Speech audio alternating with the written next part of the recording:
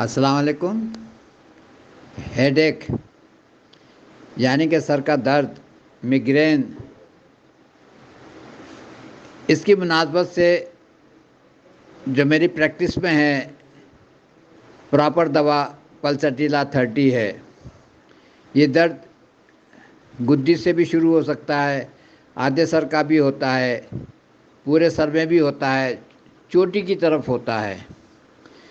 اگر ایسا درد کن پٹیوں میں ہو تو اس کی دوا بنتی ہے آرسینک ایلبم 30۔ اگر سر کا درد بھووں میں سے شروع ہو تو اس کی دوا بنتی ہے کالی بائکرومیکم 30۔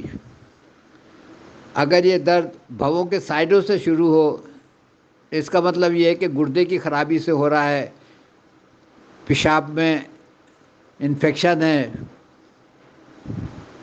تو اس کی دوا بنتی ہے یوری بیت، جس میں کینترس 30 اور مرکارڈ 30 ملا کر کمبینیشن بنایا ہے۔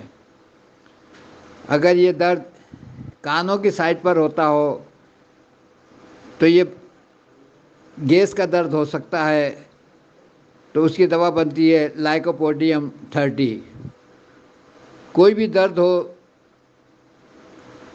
کوئی بھی علامات ملے، ایک قطرہ منہ میں ڈالیں اور اس درد میں فوراً آرام آنا چاہیے، پھر وہی دوا مریض کو آپ دے دیں۔